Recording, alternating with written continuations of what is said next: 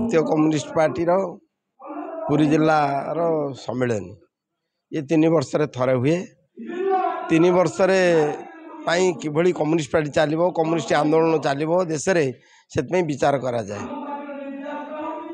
तेणु यहाँ हूँ बर्तमान देश आगे जो समस्या देखाई देश गोटे फाशीवादी शासन व्यवस्था को जाऊँगी पुंजीपति श्रेणी एतिक लुंठन देश को कले बेकार जिते परिमाण बढ़ीगला दरदाम वृद्धि चली देशर जातीय संपत्ति को लुटि नबार लगी तेणु से देश में विद्रोह परिस्थिति सृष्टि होता भाग भाग करने बीजेपी नुआ जाति ना धर्म ना समाज को भाग भाग कर शासन करुच्ची तेणु ताकू परास्त करी एक वामपंथी विकल्प कम्युनिस्ट विकल्प सृष्टि करने रास्ता तैयारी करने आमर ये सम्मेलन चली पुरी जिलार ये 2 दिन धरिक नेता निर्वाचित होते भविष्य 3 वर्ष कार्यक्रम स्थिर हम जमी बीजेपी हटब गणतांत्रिक शक्ति एकजुट होते आंदोलन जरिया बीजेपी की हटिया हम एवं लोक मानकर जो सामाजिक न्याय पाइपर ये जो खनि खादान कल कारखाना जातीय संपत्ति बर्तमान बिक्री कर चली बीजेपी प्रतिहत कर जातीय संपत्ति देश हाथ में सरकार हाथ रही पार से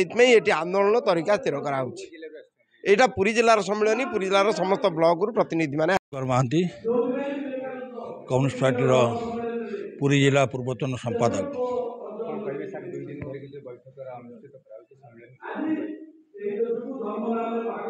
यहाँ एक आमर चिराचरित प्रक्रिया प्रति 3 वर्ष शाखा सम्मेलन जोन सम्मेलन जिला सम्मेलन राज्य सम्मेलन एवं जातीय स्तर में सम्मेलन कराए आमर शाखा सम्मेलन जोन सम्मेलन सारी आज पुरी जिले में आम जिला सम्मेलन करने 28-29 दिन धरी होती विशेषकर आंतर्जातीय स्तर ठारू प्रादेशिक स्तर पर्यंत जहाँ समस्या बड़ी गुड़ा घटी जापर आलोचना आमर सम्मेलन मुख्य उद्देश्य विगत 3 वर्ष तले कौन निष्पत्ति नहीं ये 3 वर्ष भितर कौन कार्यकारी होती तार समीक्षा करा आगामी 3 वर्ष पर आमर कार्य खसड़ा तैयारी हम से परिवेश में आम पुरी जिले में सम्मेलन बसु पुरी जिलार अनेक समस्या दे गति कर आगामी दिन में पुरी जिले में कौन आंदोलन हम तार विशद भाव आलोचना आज काली 2 दिन धरी आलोचना चलती विशेष भाव में पुरी जिला एक कृषि बहुल अंचल पुरी जिले शिल्प ना ये सरकार चाहिए कृषिभित्तिक शिल्प करें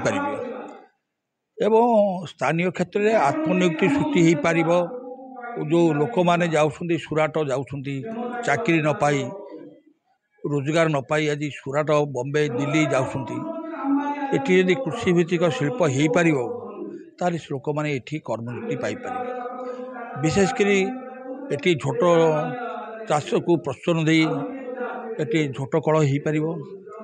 आखु चाषी मान को प्रोत्साहन दे ये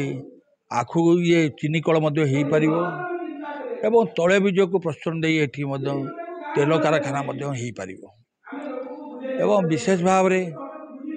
आपको सरकार दीर्घ दिन धरी ये पर पदक्षेप नेले ना तेणु ये 2 दिन सम्मेलन भीतर आलोचना हम एवं आउ कौन होती आपण मैंने जानती पुरी जिला एक माने पर्यटन बहुल अंचल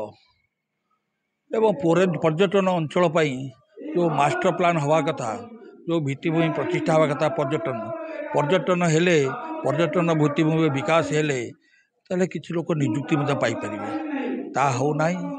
पर्यटन उपर पुरी जिलार मास्टर प्लान ना माना से भित्तिभूमि दृष्टिकोण बहुत दुर्बल अवस्था अच्छे आम सरकार निकटे दाबी रखू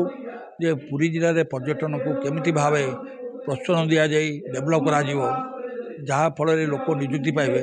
आम तापर दे आंदोलन को जीवु एवं पुरी सहर जलसेचन और जल निष्कासन चाषियों दरकार पुरी जिले में जलसेचन व्यवस्था नहीं एवं जल निष्कासन व्यवस्था नहीं कौ अंचल मरुड़ी पानी बिना मरुड़ी कौ अंचल उद्भूत जल हेतु माने धोई जाऊँ तेणु आम चाहूँ आज काली 2 दिन आलोचना भितर हम पुरी जिले में जलसेचन जल निष्कासन एक मास्टर प्लान प्रस्तुत करने सरकार निकट दाबी करा एवं अन्य पक्षे ଆପଣମାନେ ଜାଣିଥିବେ ପୁରୀ ଜିଲ୍ଲାର ପରିବେଶ କହିଲେ ଏଠି ବିଶାଳ ମାନେ ଅଭୟାରଣ୍ୟ ରହିଛି, ଜଙ୍ଗଲ ଇଏ ହେନ୍ତାଳ ବଣ ଏବଂ ଏଠି ମଧ୍ୟ ରହିଛି, ଚିଲିକା କୂଳେ କୂଳେ ଅଛି ରହିଛି, କିନ୍ତୁ ତାର ସୁରକ୍ଷା ସରକାର କରିବା ତା ବ୍ୟବସ୍ଥା କରୁନାହାନ୍ତି। ଫନି ସମୟରେ ଯେଉଁ ଗଛ ଉପୁଡ଼ିଗଲା, ଯେଉଁ ଭାଙ୍ଗିଗଲା, ଆଉ ସେଭଳି ଜଙ୍ଗଲ ମଧ୍ୟ ସୃଷ୍ଟି କରାଯାଉନି। ଆସ୍ତେ ଆସ୍ତେ ଜଙ୍ଗଲ କ୍ଷୟ ହେଉଛି ଏବଂ ସରକାର କୋଣାର୍କ ଅଞ୍ଚଳରେ ଜଙ୍ଗଲ କାଟି ଶିଳ୍ପ କରିବା ମାନେ ହୋଟେଲ ଶିଳ୍ପ କରିବା ପାଇଁ ମସୁଦା ଆରମ୍ଭ କରୁଛନ୍ତି। ପୁରୀ ଯେମିତି ଅବର୍ଜନାମୟ ସମୁଦ୍ର ପାଣି ଇଏ ପୁରୀ ହୋଟେଲ ଶିଳ୍ପରୁ ବାହାରୁଥିବା ନିର୍ଗତ ହେଉଥିବା ଅବର୍ଜନା ଜଳ ସମୁଦ୍ରରେ ମିଶି ପରିବେଶକୁ ନଷ୍ଟ କରୁଛି। ଆଜି କୋଣାର୍କର ଅବସ୍ଥା ମଧ୍ୟ ସେୟା ହେବାକୁ ଯାଉଛି। ଆମେ ଏହାର ବିରୋଧ କରୁଛୁ। ଆମେ ଯଦିଓ ଶିଳ୍ପର ବିରୋଧ ନୁହେଁ, ସରକାରଙ୍କର ଏଇ ଯେଉଁ କାର୍ଯ୍ୟ ଆଉ ଯେଉଁ କାର୍ଯ୍ୟ କଲେ ସରକାର ଜନସାଧାରଣ ସୁଫଳ ପାଇବେ ତାହା କରୁନାହାନ୍ତି। ଆମେ ତାର ନିଶ୍ଚିତ ଭାବରେ ଆଗାମୀ ଦିନରେ ଆକୁ ନେଇଯିବୁ। ଏବଂ ବିମାନ ବନ୍ଦର ଏଠୁ 50 କିଲୋମିଟର ଦୂରରେ ଏକ ବିମାନ ବନ୍ଦର ଥିଲାବେଳେ ଶିଳ୍ପ ସାରୁବାଲିରେ ଯେଉଁ ବିମାନ ବନ୍ଦର ହେଉଛି, କାଜୁ ଜଙ୍ଗଲ କଟା ହେବ, ଝାଉଁ ଜଙ୍ଗଲ କଟା ହେବ, ପରିବେଶର ଅବକ୍ଷୟ ଘଟିବ, ପରିବେଶ ଉପରେ ପ୍ରଭାବ ପଡ଼ିବ।